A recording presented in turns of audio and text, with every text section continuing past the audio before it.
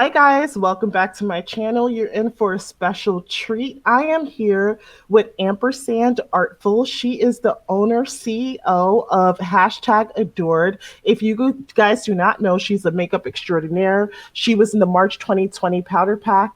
You might have seen her in Happy Weekend sale, Saturday sale. You're also at Collab 88. Did I leave anything out, Ampersand? And please feel free to Hi. introduce yourself. Hey y'all. Um, yeah, no, you pretty much covered the bases. I also have a free gift set out in my store for the stay-at-home club to, just help people try to take their mind off of the COVID-19 pandemic, help them, with having to stay at home, not go outside, everything. I'll probably be doing more in the next month or so, but right now just the lipsticks, HD lipsticks. So if you got Genis or Laluca Evolution or Catwa, uh, yourself a little gifty. Okay. Guys, if you're not aware, right now, hashtag Adored is at the Collab 88 event, and you've recently put out like various hues of nipples, and they look really amazing. They're for the legacy body as well as the Maitreya body. And then you have this new coffee and cream eyeshadow and lipstick pack. What inspired you to create nipples? Because that seems a little bit far off from makeup, right? Right, yeah. It was the Legacy released their new perky body sometime in March, I think, and maybe end of February. And they were doing this big collaboration thing with designers where they were like, hey, making an exclusive item for the Legacy perky body. So I've been sort of focused on, face stuff for a while now. I used to do a lot more body enhancements, and so I was like, I don't know, nipples just sound really fun. I had wanted to make some like little heart-shaped nipples for a while. So I did that, and they were so like people liked them so much that when I did Collaborate 88 and saw that the theme was in the nude, I was like, well, obviously I know what I need to do. So I just did a different version of them, and I had a lot of fun making them, and people seemed to like them. So yeah. I think they look really beautiful. Yeah, they're really nice and they're very unique too. And guys, I know I can't see it on my screen, but we'll insert it in for you so that you guys can see it. They're really lovely. If you have a chance, go pick them up at Collab 88. And I just wanted to talk about that first because that's one of your newer items that are out. That is out, I should say. So tell us about yourself.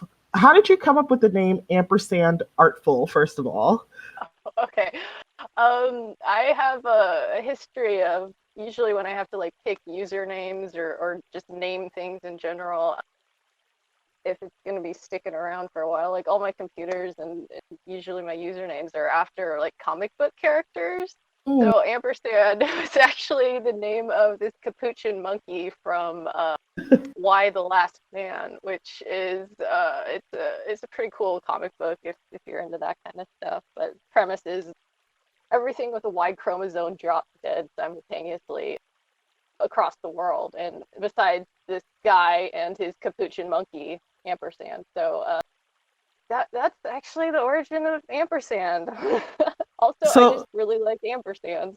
They're it's useful. definitely a mouthful. Sorry to cut you off, but it's definitely a mouthful, but also super cool to say. So do you think that monkey is your spirit animal? Um, yeah, he's a little mischievous. He's a little shit starter. I'll be honest. Probably, but yeah, no, I like him. He's a cool little dude. Yeah, I think it's a great definitely. name. Yeah, thank you. Yeah. And ampersands in general are just great too. So it was like double whammy, double win. Yeah, totally. The funny thing is, though, I'm not going to lie to you, because you don't have a profile picture. So when I first started IMing you, I thought that you were a guy. Yeah, I Do mean, they think it's masculine? it. Some people do. It's sort of that. I guess it could go either way, which I probably part of why I liked it is that it was, uh, you know, Unisex, kind of. yeah, ambiguous enough that it was sort of like. it could be feminine, it could be masculine. Also, you had like the alliteration thing going on. So, but yeah, no, definitely people have thought I'm a dude before, or you know, I'm cool with it. I don't mind. All right, so tell us, how did you get into Excel? Like, who told you about Second Life? How were you introduced? All right. So What happened? I started in a little virtual world called B-Side way, way, way long ago. Mhm. And yeah, it was like more geared for kids and stuff, or teens, and it got bought out and then it got closed down, and all the friends I'd made there, some of them were like, well, we're going to Second Life. So yeah, I transferred over and they sort of showed me the ropes, and that's how I got into Second Life, which is just way more open and freeing than the B-Side ever was. You're pretty limited to your choices in terms of avatar customization. You couldn't like make your own stuff and upload it or anything. You know what's so interesting? I have a podcast. It's called the Nameless Podcast. And my podcast co-host Zula Landgrab, he said to me he started there as well, but he liked it a lot because he says whenever you chatted anything, everyone could see it, and so that he felt it was a lot more, and it was a lot easier to be social on that platform than it was in SL. But SL is just so much better for creators. So it's the second time I'm hearing about this in a very short period of time. So that's pretty interesting. I had no idea that platform even existed. Yeah, I don't think it exists anymore. It came back after they closed it down. Like the Mhm. new owners like brought it back, but then I think it's pretty much gone by now.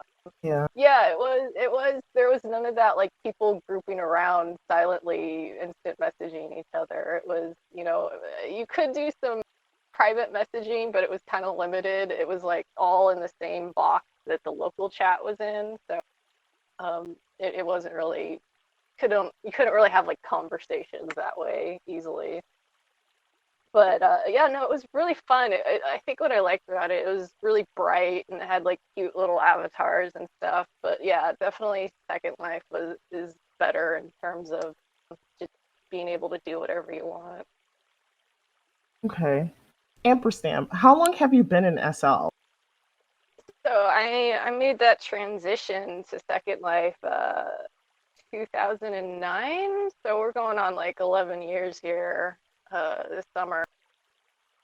Yeah, And so you're an OG by SL standards. that's so funny because it's like that's pretty old, right? But like I feel like I'm not that, like I haven't been around that long, like I remember when before mesh was a thing, we just had texture clothing, we didn't even have tattoo layers, like whatever makeup was on your skin was what you had, if you wanted a tattoo on your body, you had to use like a t-shirt layer or something like that or something.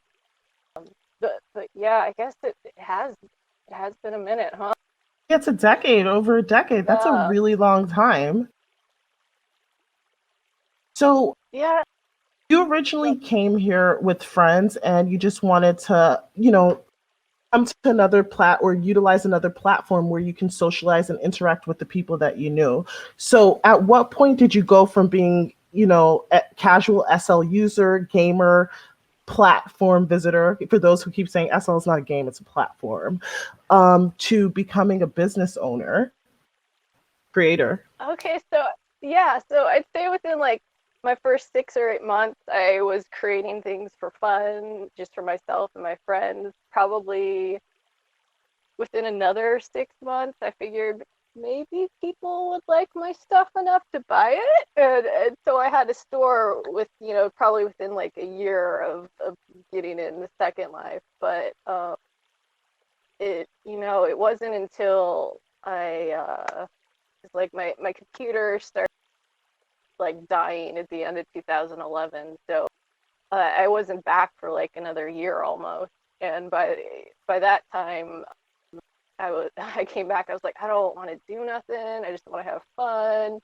I mean, it lasted about a whole 6 seconds before I was like itching to create again. But by then, my friend had created Adored and had released a few things and was like, "Get in on this with me." So we started doing that, and by like spring or early summer of 2014, I started being more serious about Adored.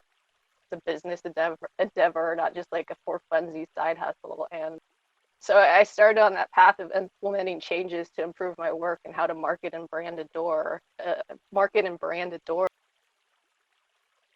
Okay. So basically, you're saying that Adored has been around for about 6 years now, and you started with a partner. Is that partner still with you?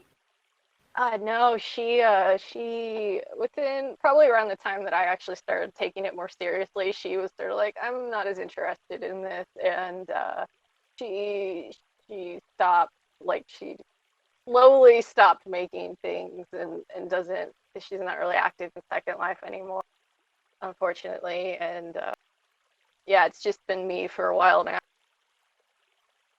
So how is that? Does that put more pressure on you, or I'm assuming you'd have to work more hours at this point?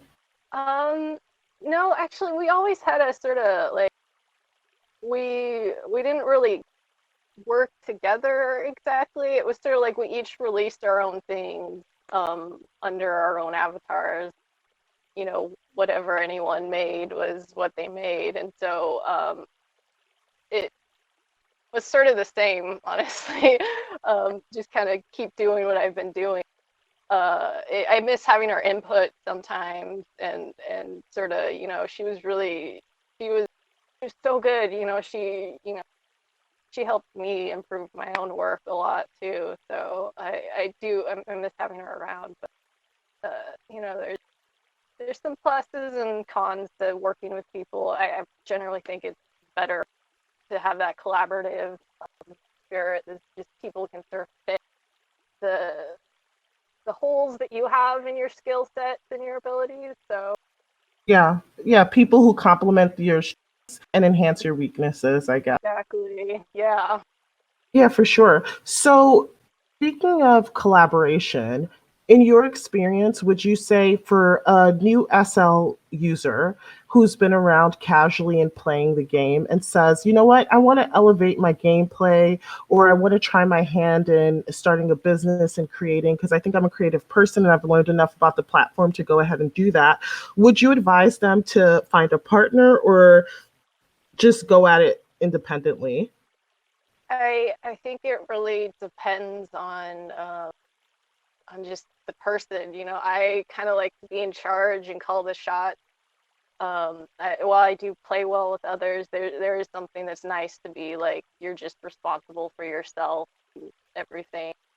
You're the one making those decisions. So I guess you'd really have to look at your your strengths, your weaknesses, and can you bolster those weaknesses, or do you really need someone to come in and help you with that? Like some people just aren't really good at having like a CSR type mentality. They're great at creating, but they're not good with the talking to other people, or and so I would say it's sort of a case by case basis. That being said, though, there's a lot of, I mean, there's a reason some of the most popular brands in Second Life usually have two, three, four, even more people behind the scenes, you know, running everything. And you definitely can get more done in a faster amount of time because of that. You just more hands, more brain, tackling whatever you come across. So yeah, I can't really give you a definitive answer, unfortunately. I feel like there's probably more pros to having a collaborative team effort than negatives, definitely. But uh, that's it is what it is, you know. Yeah, definitely. Yeah, I'm huge in delegating if you can, because you in essence multiply yourself. And I would assume having a partner with the same, decision making abilities, you're really splitting the workload. You're also splitting the profit or rewards. And you also have someone to shoulder any burdens that come along with starting and growing a new business. So, where do you think you're at with your business? How long has it taken you to get to this place where you are? And where would you like to go? Yeah. So I'd say like by the end of 2015, I'd made a lot of the changes I had wanted to implement, that I needed to implement. And it was Gotcha. like, yeah, and just terms revamping vendors and everything and workflow. But I'd say by Hmm. summer 2016, I is when I could start seeing the rewards of those efforts and changes, and where I felt I started to hit my groove and sort of I got in on the Kawaii project, which unfortunately isn't around anymore. Then I got invited to Powder Pack, and from there I just kept building on that. So what was the other second part of the question? Sorry. So from 2015 to about this point now, it's taken some time for you to grow your brand's visibility based on the response you just gave me. Where Yes. do you want to go? Oh, If you could right. compare yourself to another brand, where would you want to go? Um, I I don't know. I really want to start doing more guy stuff. Like I've actually started doing that in the last few months. I want to do more mesh. I did it for a while there, but it was so time consuming that it wasn't paying off in the way that I wanted it to. In terms of other brands I admire, I mean, I feel like Izzy's and Pink Fuel are sort of like the standard, offer so many options and just they go like above and beyond what people like would probably generally expect or want from a makeup or enhancement brand. So it's like that's always like the goal kind of is like what would Izzy or Mochi do in this situation? I feel like I'm probably never gonna reach that. I mean, I can hope, I can aspire to that. And their quality as well is just amazing. Probably some of the best in the grid. So I just I don't know. I want to keep doing what I'm doing, but also start doing new things. I guess like with the nipples, just do things that I hadn't done before. And Bakes on Mesh, fortunately, is sort of opening that door again. I used to do a lot more crazy stuff, but it just the limitations of the plier system really kind of put a hamper on that, and Hmm. so it's sort of just going back to like, okay, how crazy can we get? What can we do that hasn't been done before? That that I used to love to do but haven't done in a while. And yeah, just sort of see how far I can push that and go from there. Yeah, and I think that's a reasonable path to follow. And I think definitely expanding your product line should bring in new clientele. If you even do things for men, that should open up your customer base because you're adding an entirely different sex. So those are definitely great ideas. I think that you could reach any level you want to. That's my personal opinion about all things, actually, depending on how much work you're willing to put in and how adaptable you are. Because sometimes one idea may not work, and you just have to know when to switch gears and try something different.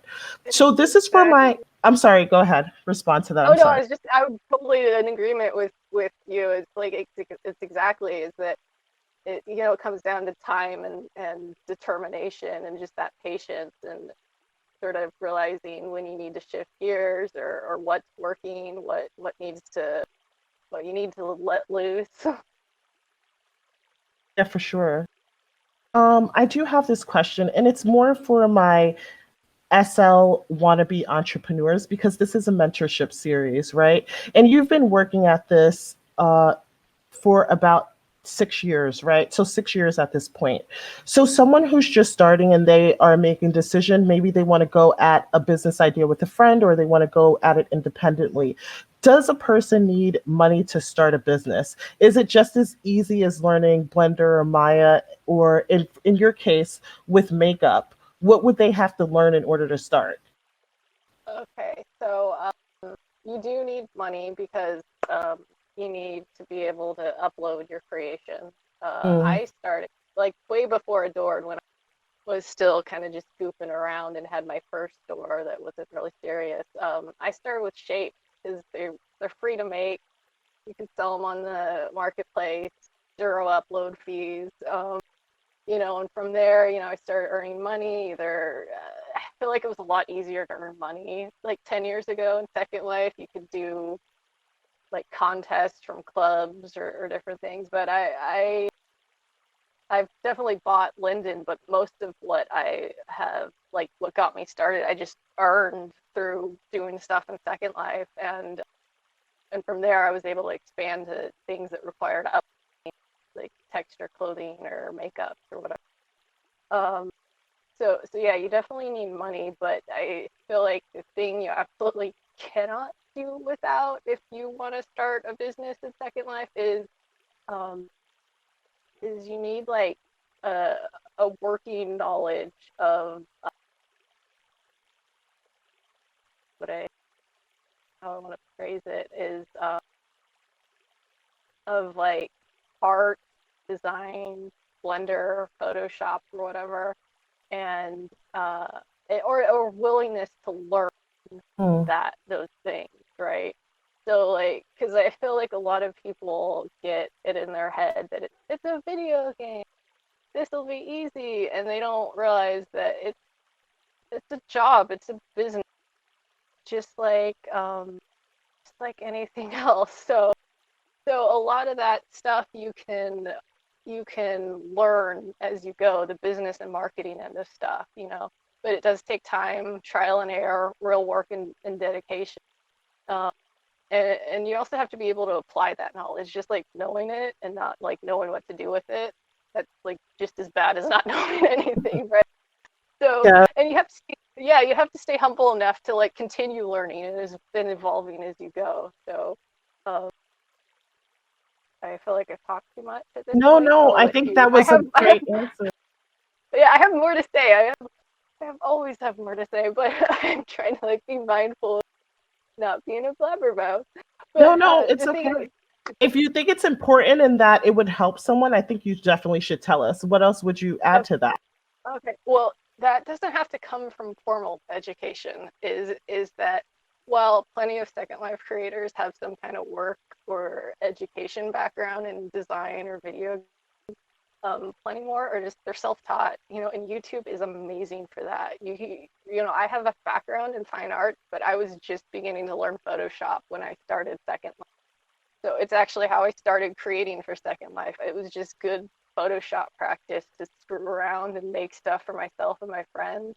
So most of what I've learned about Photoshop in the last 12 years I learned myself. I picked it up from tutorials or other creators. I taught myself how to use Maya and Blender years later from YouTube. So there's plenty of resources out there. Use them. There's people in Second Life. There's so many people that are just like willing to like share what they know and help people out. So like there's groups. There's like the Builders Brewery. I've gotten help from the Skin Addiction group. Hmm. I'm just like, I've had this problem, and someone will be like, hey, I got you. So yeah, it you need to have some working knowledge about the programs you need to use and how to create things and have a vision and put it into motion.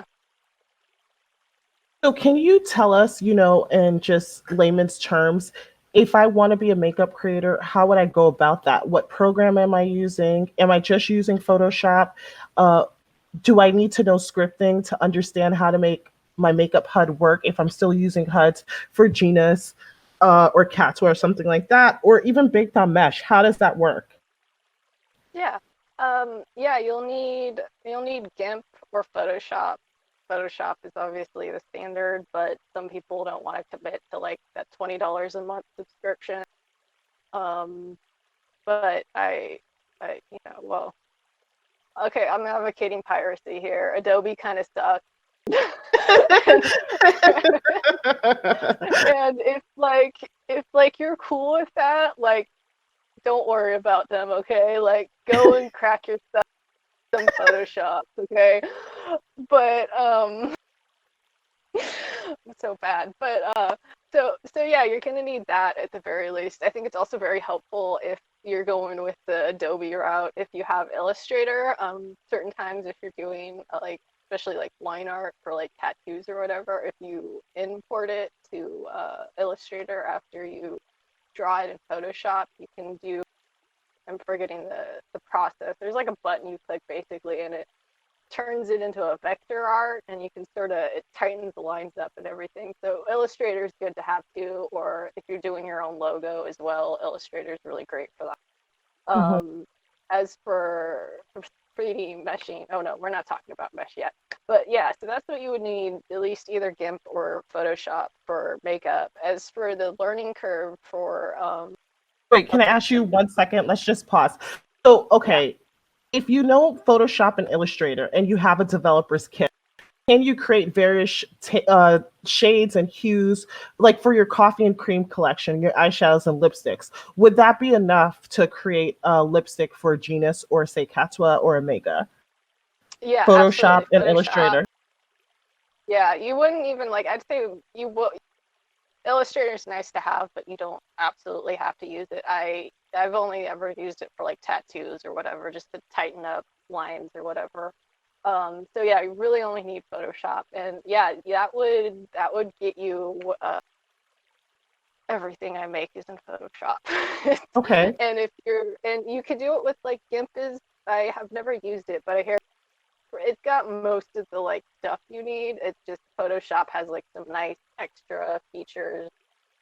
Like for example, Genesis offers, and I think yeah, Catwa does as well. They offer what's a 3D file for Photoshop, and it Okay. actually shows an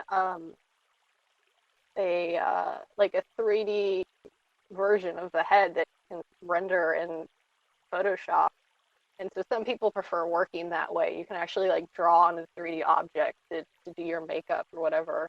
I do sort of a combination of both. I usually like to be alt tabbed into Second Life and have using local textures, see what it actually looks like on my avatar and work.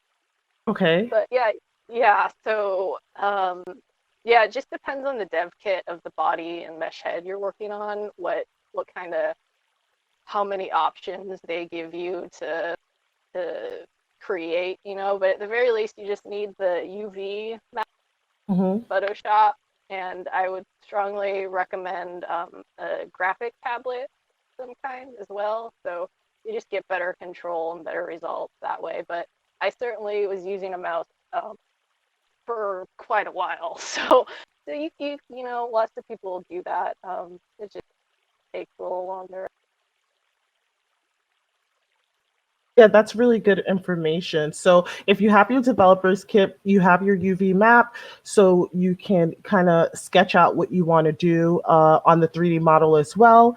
You have your textures. You could see, how opaque your lipstick is or what sort of kind of features I don't know if features is the right word, but detail you want to add on. Because I noticed some lips I have a huge problem with. Like when they create gloss, they use a white underbase. And so it looks like very chalky and not necessarily glossy. But then some people make glossy lip glosses and they look amazing. And I don't know what the difference is. I wish I could find out, but I guess that's what you're talking about in terms of texture and why it might be better to work with the texture versus the 3D model. Is that what you're saying there? Am Yeah, I understanding yeah, that correctly? exactly. The 3D model, how I like to use it, if when I do use it, I like it more for just general positioning and sort of seeing, okay, we're getting in the right area.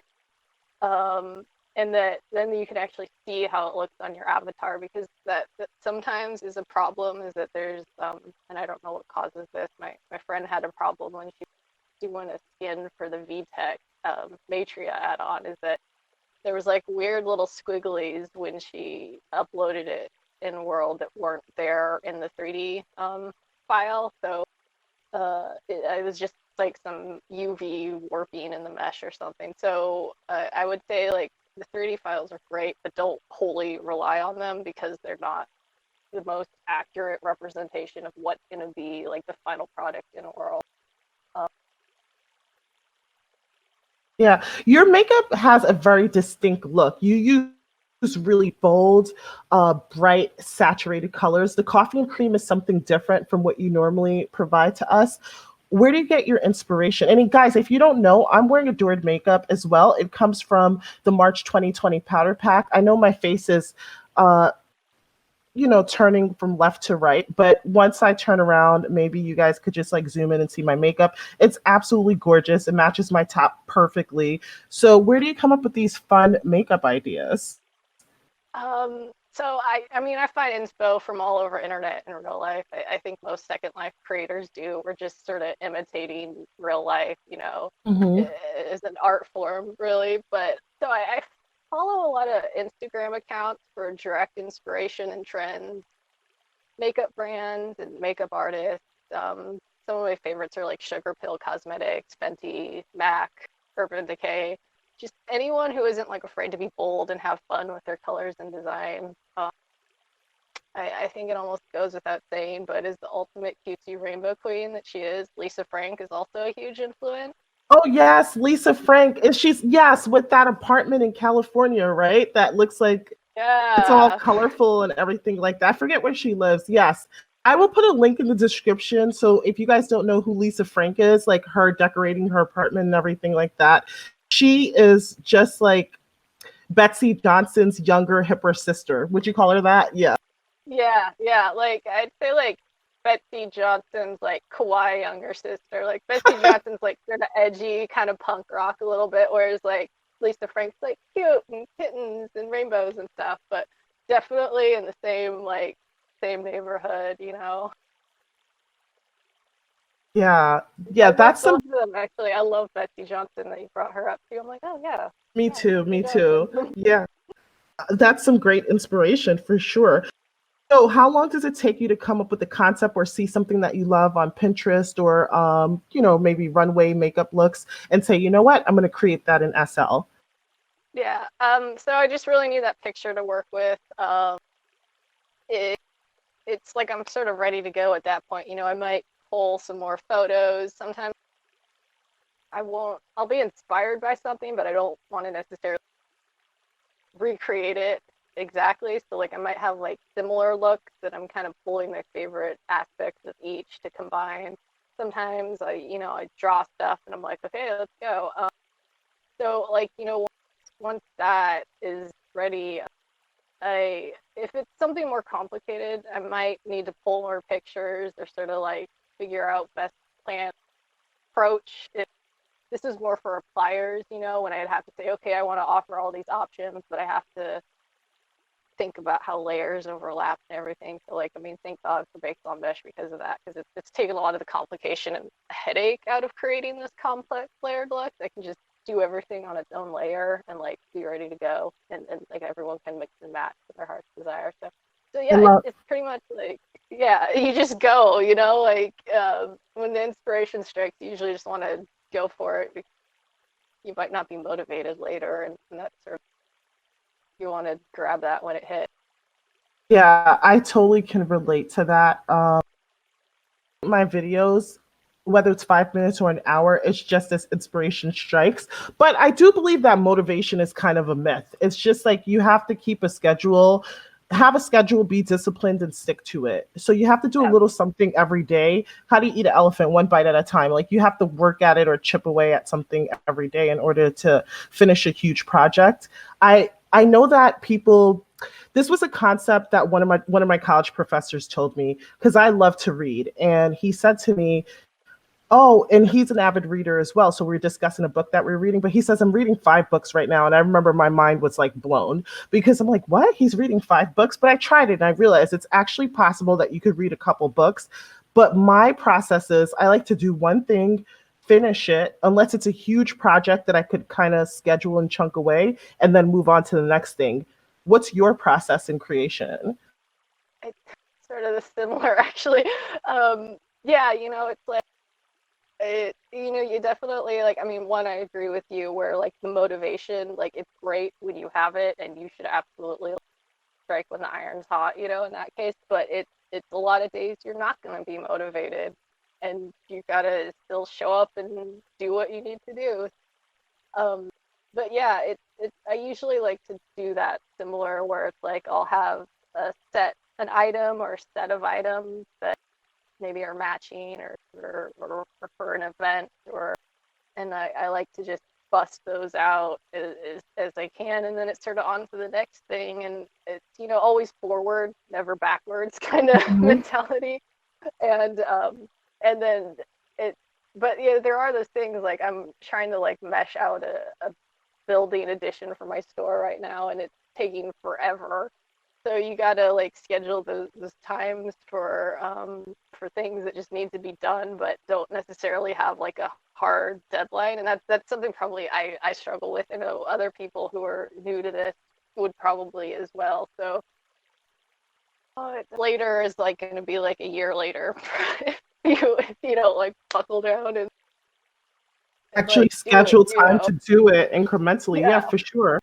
So, guys, just to recap, so Ampersand is saying to us, like, listen, guys, if you want to create makeup in SL, you have to know your tool. Like if you're going to use Photoshop, please be sure to learn the program, learn editor, maybe have the right equipment. And you said a graphic pad would be helpful. Number two, you have to be disciplined. And she agrees with me. Motivation's not always going to be there. But if you say, I'm going to work on this Monday, Wednesday, and Thursday for 1-2 hours a day, work on it Monday, Wednesday, and Thursday for 1 or 2 hours. And you said it would help to have some money. How much does it cost to upload in SL? It's 10 Linden per texture, and then mesh is sort of based off of like the complexity and the physics of the item you're uploading. I think it might be a little different if you're using like an item that's meant to be rezzed out versus something that's meant to be worn.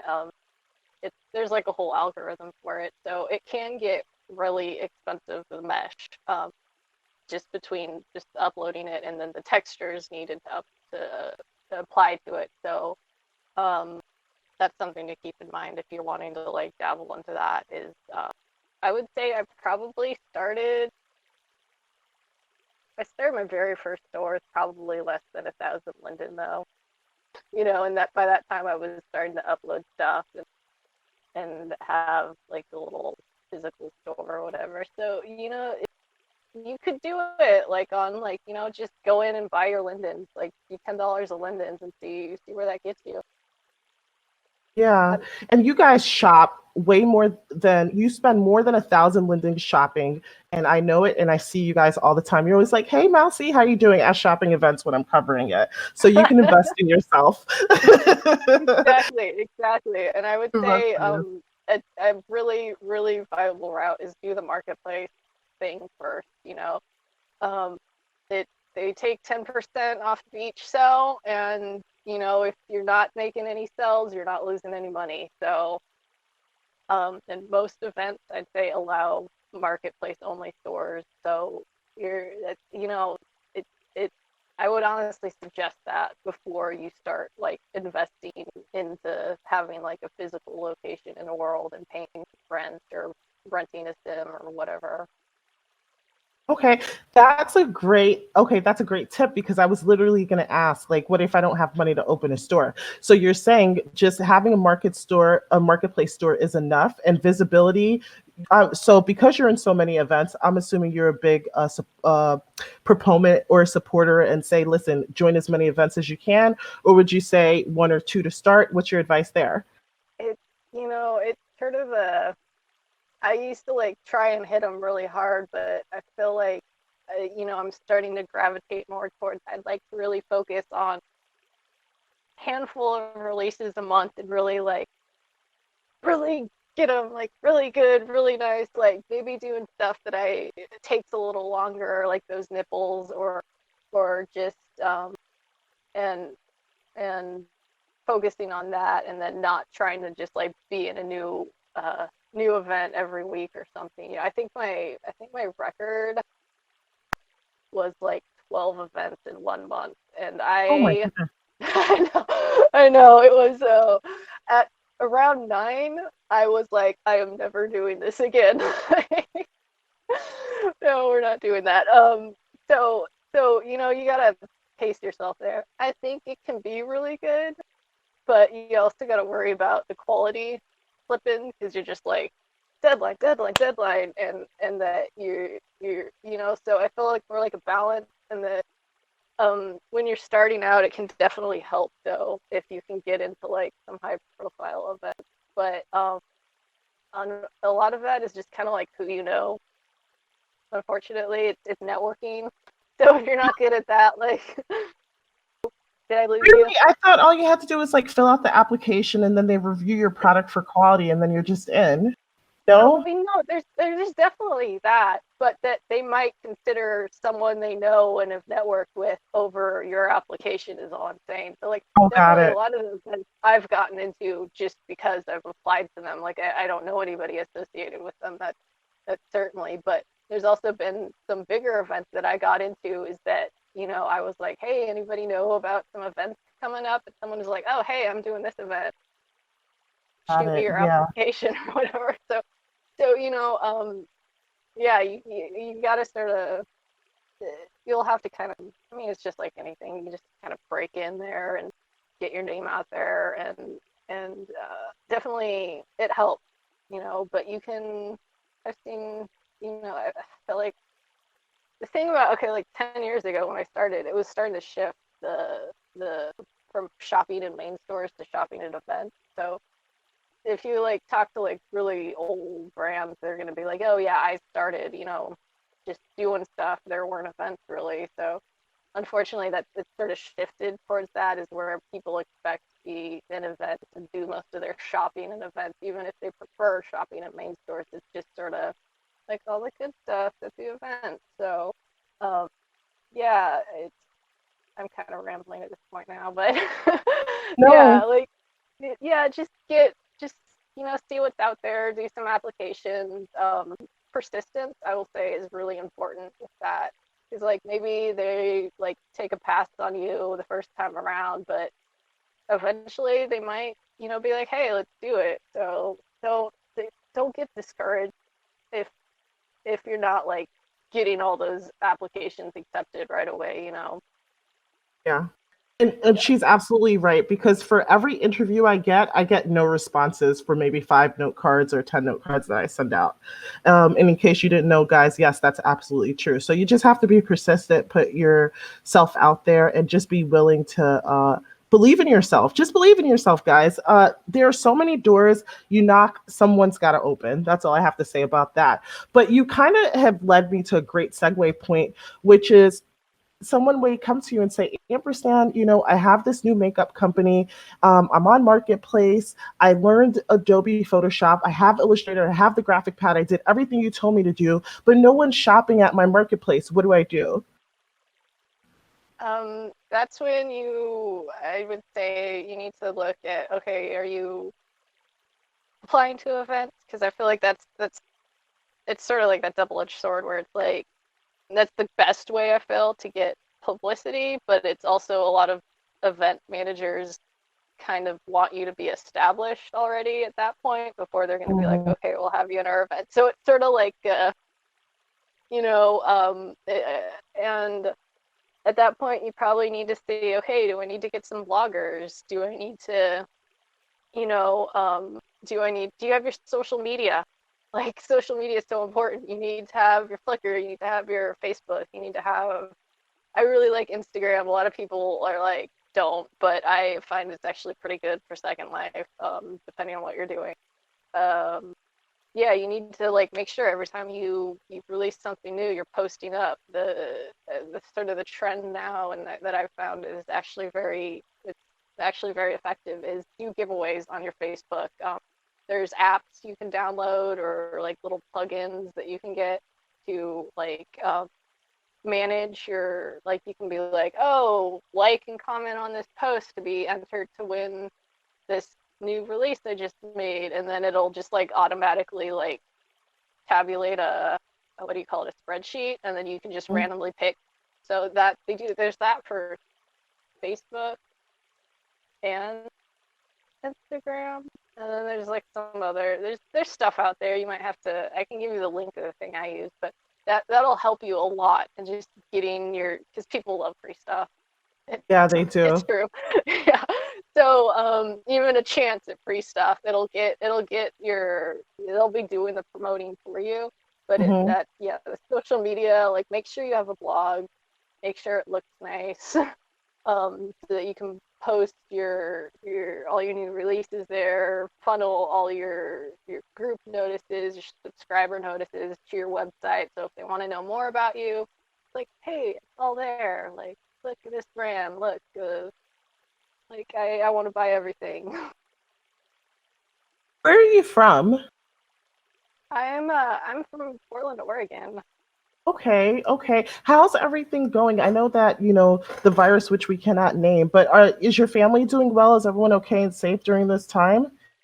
Yes, no, it's actually I've always been very grateful for Second Life because it helped keep the lights on when, I most needed it and pay the bills and everything. And right now it's like I gotta stay at home. I gotta keep my mom safe. Like she's high risk, so like she's not leaving the house, right? But I get to stay here. I get to work. I'm so grateful for that actually. So like I'm doing okay. What about you? Like, are you in an area that it's getting hit pretty hard? Yeah, I'm in the hotbed. I'm in New York City, and my job told me they wanted us to return to work on May 15th. And I'm like, what's the difference between May 15th and 3 weeks ago? I'm not coming. I won't be there. I'll be working from home until like this opens or something drastic happens. Like there's something I just don't know what we could possibly do to feel more comfortable. But yeah, that's where I'm at. But I'm super grateful, like you said. I've put in a lot of time on YouTube with the time that I'm not spending commuting. And in addition to that, it's just that the introverted part of myself, like she's the happiest she could possibly be, just rested and relaxed. And I'm really sorry if at this time, your family, there are families who have suffered and lost people. But for me, it's been really, it's it's really good because my life was just running too fast, and it's been a time for me to just decompress, and I really really needed it, and to spend time with my son and things like that. I hope that doesn't sound too Yeah, insensitive, but that's my truth, at least right now, guys. no, that's good. I hope everyone's doing whatever they can to stay safe. I know it's like for me, this my life actually didn't change that much. I work from home, so it was sort of like I don't go out that much anyway. It it was more just the stress of dealing with like wow, there's this like global pandemic and like thousands of people are dying. Yeah, That was like my hurdle to get over. Um, but I know a lot of people are having difficulty with that just that isolation, that staying at home. So since you brought it up, I'll just throw it out there that if anyone does want to talk, I have my Discord channel for Adored. It's pretty active. Usually someone around to talk to. You can ping me a message. Just even if just say hello. I have my group as well, my in-world group. There's people talking there sometimes too. So like if you just feel like you just need to talk to somebody, you need to take your mind off things, like I'm here, say yeah, hello. definitely. That's a really nice thing to do. My sister June actually posted a video because she has a YouTube channel as well, and there were just people in her video saying, when we're able to go out, I can't wait to see my mom. Or when we're able to leave our homes, I can't wait to go to the doctor and check on my diabetes. Or I can't wait to spend time with my friends. Like, so I understand that social distancing is extremely hard. There are a lot of people that can't see friends and family. There are a lot of people who can't get the medical treatment that they need. My son broke his wrist the first week, and he was supposed to see the orthopedic surgeon every single week until his cast came off. He hasn't seen anyone in 6 weeks because there are just no appointments. But I just have to Yeah, yeah, yeah, I have to focus on the positive. Like everyone's in good health, he's happy, he's well fed, and we're all safe. So that's the good news. yeah, absolutely. It's you know it's strange times, Uh, and unfortunately it's I know there's this big rush to get back to normal. All right, I'm sorry to burst your all's bubble, but there's not going to be a normal after that. There's no going back to that. It's going to be a new normal. It's going to be different. Hopefully, it's going to be better. Actually, I feel like this this could be a catalyst for some really positive change in just terms of how society functions and everything. I mean, that's my hope. That's like my silver lining out of this basically kind of like shit pile of awful. So Chip pile of that awful. just But give us some examples, like, because I know in my life, like I said, I think New York has a culture of being extremely ambitious and working hard above everything, and there really isn't a work-life balance. And I think that this pandemic has proved that you can be really efficient and get things done from home and still spend time with your family. Like it doesn't have to look the part all the time. Like what sort of changes do you foresee coming in the future? I feel like it. I mean, here's all the things that like that we just it can't be done. And it's not that it can't be done; it's that they didn't want it to be done. Working True. from home. Lots of people would prefer to do that, or actually need to do that because they're disabled or their situation of their life just prevents going doing the commute thing 9 to 5 just doesn't work for them. So there's going to be a lot more like learning and working from home, hopefully. I think it's gonna. I'm hoping it ushers in. Because you've seen so many people just doing such amazing things, trying to take care of each other, Yes. and be like, there's people here that we want to look out for you. We want to make sure you're cared for and taken care of. So like, okay, it's when we push the socialist agenda, and that I hope this radicalizes people in a way is that I don't want to get off topic here, start like getting into like political like heavy things or whatever, but I think in a basically nutshell, you're saying reprioritize our values and what's our important to values us. exactly, and Yeah. that the system that got us to what we're in right now is gonna have to it it doesn't work. It hasn't worked for a really long time, and this was like the straw that broke the camel's back. Yeah. And it's like we're gonna have to reevaluate everything. What you said about commuting really touched me. I'm divorced, so my husband and I have 50-50 custody of my son. The days that I have to take him to school, I travel 45 minutes to take him to school, then I get on the train an hour. So that's an hour and 45 minutes each way of travel, 2 weeks out of the month, every single day to take him to school. Sometimes, like, my nervous system is shot, like from my job, the commuting, and everything like that. And this has really made me see things differently because my son is so happy that he's spending more time with us. We're like cooking more, and it's just really valuable family time and still having time to work on projects like this and getting the work done. It just really opened my eyes to what I've been doing wrong. Exactly. And I don't think you're alone in that boat. Like that I think a lot of people are realizing why have we been doing this way for so long when this was kind of an option the whole time. And it's just sort of um that realization. And I would say just like every time you see something now in this what we're dealing with that upsets you, that angers you, let it radicalize you like a tiny little bit and be like, it doesn't have to be this way, you know and and that we can do better, we can live fuller lives, and that it doesn't have to be just grinding every day. Mhm. Very true. Is this your full time job, Yes. Adored? It is. Yeah. Wonderful. At what point did it become your full time job? It was sort of like out of necessity, honestly, that it became that way. It was sort of like it was like around that time that I actually started taking it more seriously. It was sort of like I was trying to get a job and like nothing was popping off. And so it was like, okay, I can keep writing cover letters for resumes that aren't going to get a call back, or I can dive into what I've been doing for fun and is making money. Like, I mean, it was like $20 a month or something at that point.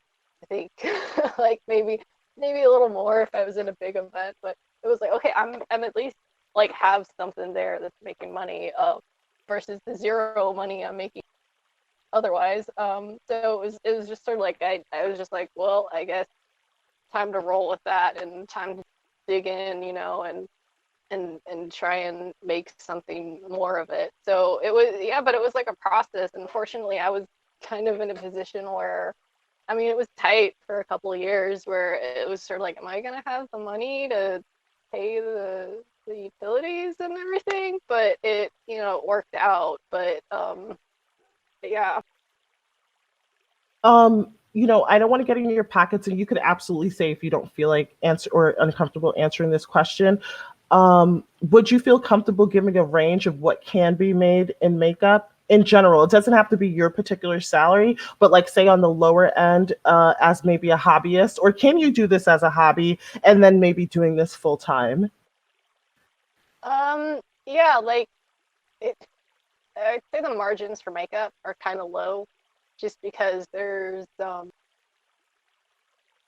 a lot of variety, like you do one eyeliner, you kind of seen them all, so it you gotta, you sort of find those like, in doing those unusual things or things that people haven't done before is where you sort of find more the bigger market, and or if it's something that's just like really cute enough that you can sell enough. So I would say like you can definitely, like, I do well in that, but I'm not like, even though this is my full-time job, I don't want people thinking I'm making like $100,000 or $50,000 a year. Like I'm not I'm not like, I'm not doing like big money, but I'm doing well enough that I get by, that I do all right. Okay. So it's So possible to make a decent living on this and or comfortable living, especially depending on where you live, what your area is, and what the cost of living is. That all exactly, take that into it's sort of, consideration. it kind of works for me that my situation is that what I make does what I need it to do. And so yeah, I'd say, I was doing really well. Like the first year of Powder Pack was like killer, and then I just kind of wrote it from there. So yeah, I'd say you're gonna do better if you can make things that you just obviously can sell for more money, or that you can sell in high enough numbers that it makes up the cost. I mean, this is a bulk game we're playing here in terms of money, in terms of numbers, and Second Life is like, you're not making back your 12 hours you spent on something, selling it for 75 cents, right? Yeah. So, yeah, you got to pull numbers. Yeah. So And speaking of hours, how many hours a day are you dedicating to this business? usually, I'd say I work 4 to 6 days a week. I'm usually pulling like, I'd say probably on average 8, but it's usually like 6 to 12. It just sort of depends. Like if I go long one day, I might shorten it up the next day or whatever, or finish up whatever I was working on the next day and call it a day. So yeah, I'd say it's like the yeah. Yeah, And so basically it's you're usually like about a week where I might, like, I'm not working as much. I'm kind of like screwing around, but like maybe the previous 3 weeks I didn't really take as much time off on the weekend. So it's sort of like a sort of shifting, just sort of like whatever it needs to be done and whatever my schedule is. It's like a yeah. real life job though. Yeah. Like a little So I more mean, flexible. your hours are flexible, but you are working maybe a consistent 40 hours a week or Yeah, about there. Yeah. Yeah. 35 to 40 hours, or maybe it could be a little more depending on what projects or events you have going on. Yes. But you make the hours. It could be 4 hours one day, 12 hours, 3 days, whatever. Like, but you just make the hours. So I get that. So what do you do for fun in SL? And are you the type of person who only works on SL? Because a lot of you creators Uh, are that I'm getting to know. oh yeah. Like I've looked at some of the other second or virtual worlds. Like Science Space was kind of looking interesting for a while there, but no, I'm exclusive to Second Life. And as for fun, I think like yeah, Second Life really isn't fun anymore. Unfortunately, it's a different kind Why? of fun. It's more like it's such a work thing now is that you log in, it's like, I'm doing work, you know? So I Yeah. mean that being said, I shop and I take photos. It's my fun little break from Second Life work, and it's a creative outlet. But like even then, it's always like tinged with like a business angle in mind. Like I'm mostly buying things that I that I could use for vendors. Like hairs are a big thing. Like it's difficult finding hairs that like don't obscure the face or whatever. So Mm. like yeah, and then when I'm doing photography, I'm always decked out in the newest adored releases. Um, so they double as promotional images that I can use on my socials or in the store. Otherwise, I'm just like a skybox hermit, just like standing on a pose stand and alt tabs in Photoshop. So no voice sims, no role playing, no exploring, none of that. No, I used to do. I used to do that stuff. I did the whole bloodlines. Like that was the thing that like someone roped me in when I was a noob. They were like, "Hey, why don't you do this?" So I did the bloodline thing for a while, but no thanks. And then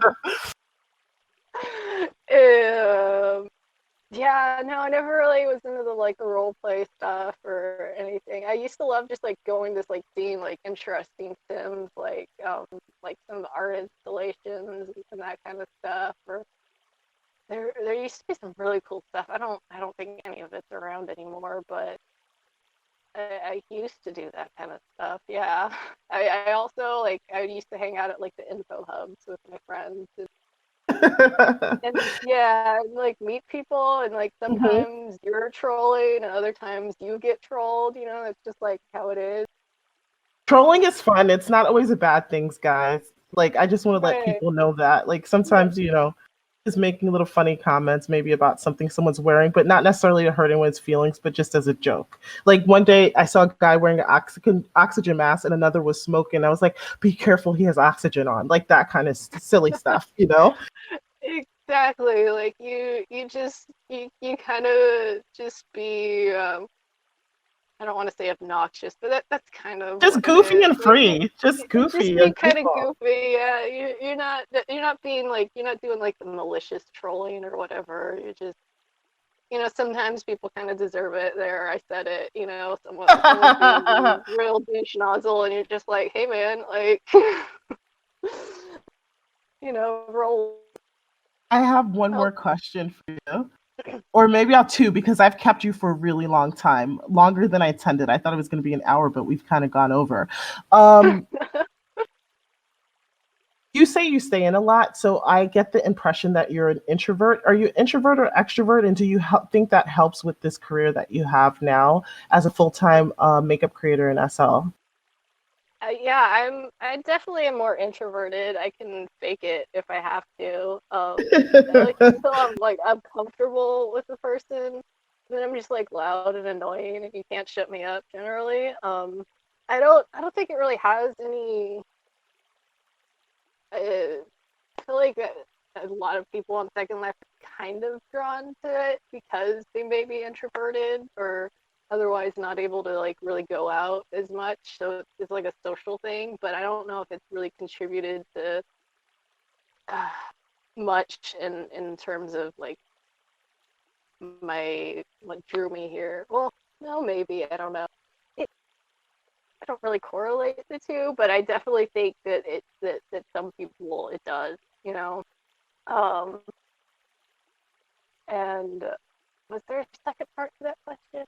No, but there's last question. Okay. So, are you are you in an SL relationship? Like, are you single or what is your relationship status in SL in real uh, life? Or does okay. it matter? Is it one and the Just same? I'm just like a single across the board. I'm not. I've never like. I like meeting people in Second Life, but uh, the Second Life dating never interested me really. You've never So dated in SL? no, I mean maybe when I was a noob, but that was like the one time, and it was like, oh no, thank you. And that's how she got into Bloodlines. No, I'm just kidding. Oh wait, no, wait. I think I might have met him through Bloodlines. See? I knew it. uh, um, but I mean, yeah, no, it's not my thing. I think it's cool that some people are like have like built real life relationships out of it. That's pretty cool. But it's not my flavor, not my thing. Maybe like a devoted flock of hay pigs, but I ain't got time for that. You said what? Maybe a devoted what? A devoted flock of hay pigs at my beck Oh and my call, God, that's the but dream. I thought right? that's what you said. That's the dream. Showed up A to pay devoted flock me, of pay pigs. But I ain't got time for that. They're so needy and stuff, and I'm just like, bitch, I got work to do. Mistress, here's my tribute. Exactly. Oh my God, that was great. So I had so much fun doing this. Oh, by the way, guys, if you're not aware, Ampersand is giving away 2 500 Linden gift certificates, just to say, I appreciate all the business you're giving me. I know that a lot of you guys liked it in the powder pack. You told me that, which is why I was like, oh yeah, I have this makeup and I'm wearing it now. So come by to the store, whoever wins, or if you don't win and come shop, it's very affordable. What is the price point of your makeup in general? I would say most of my stuff is in like between 200 and like 330 Okay. lindens. I have quite a few things under 100, like smaller things, and then I pretty much almost every weekend do the Saturday and Happy Weekend sales as well. So Yes. I've been focusing the Saturday sale. I do older releases that were like pre-Bakes on Mesh. I've been updating those things. So Bakes on Mesh only Saturdays, kind of the Saturday sale. Wait. So the things, your older releases, you put baked on mesh in it, and then you sell it for 60 Linden or Yeah, 75 Linden? yeah, because Oh, like I cool. didn't have. Well, I do like 60 Linden.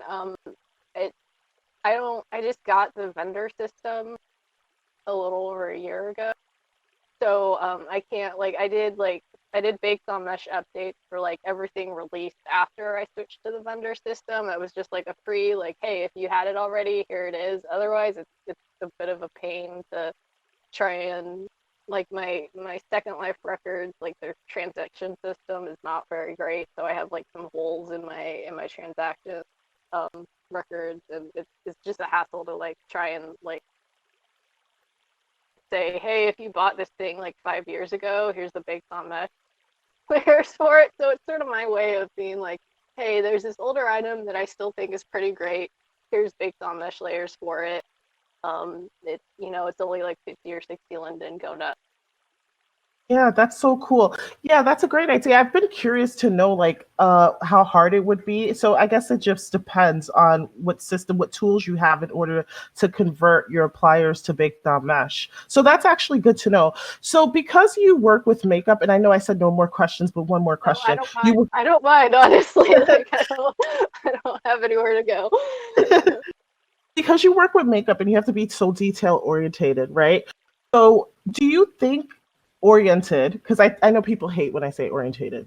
So to all you guys who roast me in the comments, I just fixed that. So do you think that you would be a good skin applier creator and body applier? Because I think that you would. I don't know why, I just get that vibe. I actually started on a skin like a year ago, and then I kind of like quit because I was kind of like, man, I'm probably gonna go back to it. Honestly, I've picked up a lot of techniques and different things in that time, and so I feel like I'd be a little more like with it, because it's Mhm. like, because you are right. It's like I do eyeshadow, I do lipstick, I do eyebrows. That's like 40% of a face right there. Like it's not that much of a stretch to say, oh, just do the rest of the face. So like I've definitely thought about it. And and yeah, it's something I'll put that on the list of things I want to do I someday. think that you should do it. Like, I think you should do it and test it out, like at a Saturday sale or the Happy Weekend sale and see how it sells. Like, people will buy it for sure and then wear it. And I know me, like, once I find a person whose skin I like, I just keep going there. Like a lot of people go to Pumik because they have the gotcha skins, affordable and really great detailing, or they go to now a lot of people like Revolve. I know there's tons of others, guys, but I'm just talking about what I'm hearing. And Revolve, a lot of people are going there. And I think that if you made a skin, for some reason, I think you'll be really good at it. Well, thank you. Yeah, you just like I had completely forgot about it, honestly. Like, until you brought it up, I'm like, I do. I need to do that. You're right. So, yeah, thank you. I think I should do that. I really should. It's been on my to-do list, like in the back of my head for like ever now. So it's probably will. So, yeah. Yeah, so go for it. And I create obbies all the time. If you wanted to make one and I could showcase it on one of my obbies, I'm sure people will run and get it too. I would love that. That would be so great. Yeah. I love my friend's been like bugging me about he's like, look, you need to like do like a 50 Linden avatar thing where you like put together a look and base it like because there's been like so many like freebie like mesh stuff the last like 2 months, like Janice did their gift head and then there was somebody that was doing like a free like baked on mesh body and everything and he's like, look, go and just like make stuff for those things that are free and just like cater to those like newbies who like don't have any Lindens. Yeah. So the creators of Legacy Body, they released the Mesh Body Classic and with some updates, updated HUD basically for male and female. So if you made skins for those, but with baked on mesh, to be honest, it makes things so much easier because you could use baked on mesh. It doesn't matter who makes it. It may not look So much exactly the same, easier. but Yeah, it so would much look easier. good. Yeah. Yeah. Yeah, Uh, I feel like with the bodies, you're gonna have a lot of you're gonna get a lot more traction on doing that CrossFit between bakes on mesh between different brands. Definitely, I could do my whole spiel about like what works with bakes on mesh and what doesn't. But yeah, bodies, you're probably, especially if you're not like naked, you're probably not gonna really notice anything different. It'll probably the UVs usually match up enough that it's okay. Yeah. People tell me, no, Mousy, you can't do that. And I'm like, trust me, you can. And sometimes you come up with this really unique look and you don't even know why because trust me, it works because I've done it. But you're right. It may not match up because I noticed that I used like a Leluca Evolution baked on mesh face on a Cat's head. And then the lines of the eyes went back a little further than I intended it to. But that was the only thing. You guys will see Yeah. that when I release my signature body. But for the most part, it's not obvious. It's very subtle things. Yeah, and here's what I'll say too. The beauty of baked on mesh is you got your layers now. So if you do that and you find it's close enough, there's like pretty much no sin that makeup can't cover. So just get yourself some makeup layers and you're good See? to go. Here you go. What a smart businesswoman. Yes, definitely market yourself. Well, thank you so much for agreeing to this interview. It was such a pleasure getting to know you. You're like not only bright, you're like determined, and I just see a lot of great things in your future. Oh, thank you so much. You're so sweet. Thank you for inviting me and enabling my rambling and off topicness. I appreciate that. If yeah, if I probably have like if you want to do like a part two, honestly, I probably have like way more stuff I could like delve into like business tips wise. I feel like I didn't like do as much as that. So yeah, like or if anybody like has questions or whatever, just hit me up. I might not get back to you right away, but I'm around, you know. And I yeah, but think thank you for having me. thank you for leaving it open for people to catch up with you. So you'll give me your Discord and I think your Discord server, is that the best place to reach you or would it be in world via IM? Like, what's the best Yeah, way to reach you? usually like I have it on my phone, so like I can usually like see that right away and maybe respond. It you can drop me a note card as well. I also have a contact form on my website. Those are like probably the three best ways to like make sure I like see it. Mhm. Otherwise, like probably will get capped or just a little. Okay, here's like a little pro tip for anyone who like wants to like contact a creator or whatever. Like don't do like some weird comment on like Flickr or Facebook because they're probably not gonna see it, you know? Like if you just like comment to their like new release post or whatever, like they might see it, but like not right away. Just Hmm. do the just like go to their profile and then see what their preferred form of communication is and go from there. Okay. That's a yeah, that's Second Life likes to eat things all the time. Yeah, that's actually a great tip. And thank you for offering not only a space to talk if you need someone to talk to because your anxiety levels are up about the pandemic or your family is may have suffered a loss. I think that was super kind of you to offer a space for that, a safe space where you can talk and get some support. And also, if you guys want business advice, Ampersand has offered herself up for you guys to, join her Discord. And you can also find out about her new releases and maybe her creative process and get some tips on how to start a business. But I think that you were very succinct. Like basically you said you have to learn your tools, make sure you know your Photoshop, Illustrator, not necessary, but it's helpful. Get the right equipment. You can use your mouse for a while, but get a graphic pad. Start uploading to Marketplace, have a little money, invest in yourself, $10, $20, $30. And you want to start putting yourself out there and raising your visibility. And it's going to take time. You guys are not going to grow overnight. So as you get better and you hone your craft, as you raise visibility, you'll see your business start to grow. And also keep yourself fresh and exciting. Like you may need to change things. If you're killing yourself on one item and it's not working, just switch gears. Exactly. Yeah. Like no, it's not working. I'll also just add is that persistent consistency is going to be better than like throwing everything you got at it and like burning yourself out in a couple months. Mm-hmm. And it's going to be more sustainable as well. So it's better to like build something over time than try and do it all overnight because one, it's not realistic. But even if you do manage to like catch that lightning in a bottle and like strike it, it's going to be more like a flavor of the week kind of thing, and it's not likely to have any like what's the word, just like Longevity. realness. Yeah, like realness to it, where you just it's sort of going to be like flash in the pan kind of thing. You're not going to have that foundation that's going to be able to like sustain something for a long period. So Yeah. I feel like that way about my channel too, because right now it's a time where I'm able to be at home and like film all these videos. But honestly, when I get back to work, it's not going to be like this. And I know it. Like it's going to probably be a lot less time because life is going to take up a lot of my time. So it may be 2 times a month, 3 times a month. So guys, enjoy it while you can. But she's right. Like, it's, I am doing exactly what you're talking about right now, but it's just, it may not be sustainable for a long period of time. Like it's absolutely not going to be. So just be prepared, guys, for more normal type of uploading in the future because we're not going to be, sheltering in place. exactly. Yeah. So thank you for that advice. I think that was really wise, sage advice. And I think that'll help a lot of people out there who are really overwhelmed with just a dream. Like you have a dream and you feel like it's too big. And I think you gave us some really digestible steps to help us.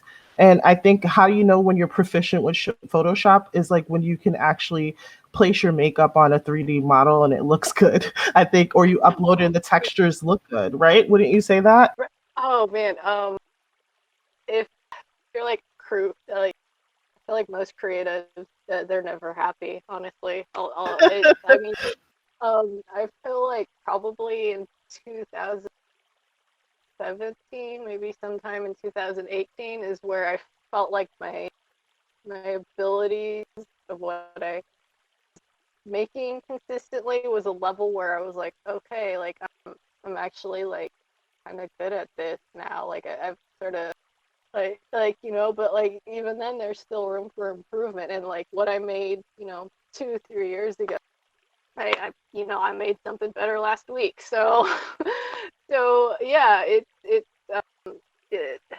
expect to be dissatisfied, and you want to be dissatisfied because you can do better and that you can do more, that and that don't settle, just like keep reaching for that like that next step. once you start to feel like, oh, I kind of got to where I want to be, or I've reached this goal, then it's like, okay, what's next? What else can we do? Um, so I don't know if you believe in astrology, but I'm a fire sign. So like it's like burn in action. Like it's like a fire. Like literally it sparks and then it spreads very quickly. And that's how I am about like projects and stuff. I have a spark and then I just do. And my ex-husband, he's a Virgo, and so he thinks about things.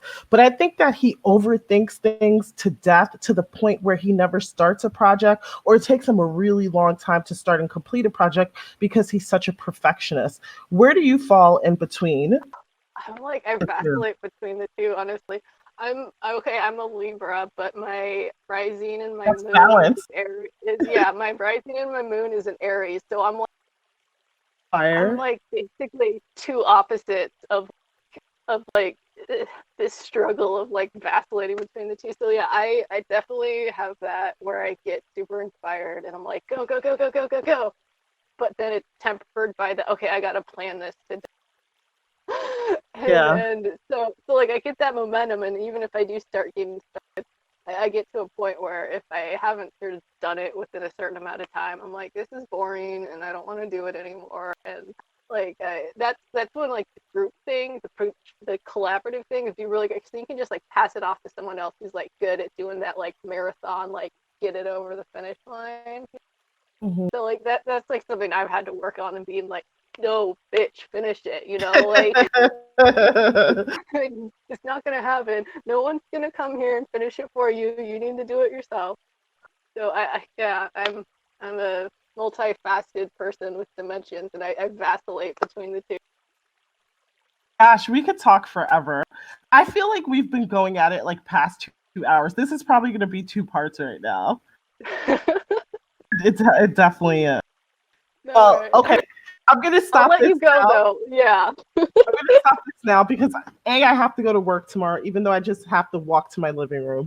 But B, You it's still that gotta I be don't. up like at 8 a.m. Yeah, I wake up at, yeah, like around 9. But I don't want it to be too much. Do you wake up at 8? You have to wake up at 8 a.m. tomorrow?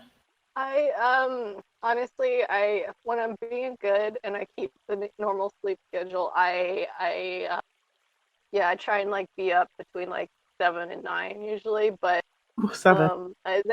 then I do the vampire thing for a while. Like eventually I screw up and then I'm like, okay, I'm a vampire for like a month and then I get back to normal. So like right now I'm on like kind of vampire schedule. So like I'll probably go to bed like probably around 7.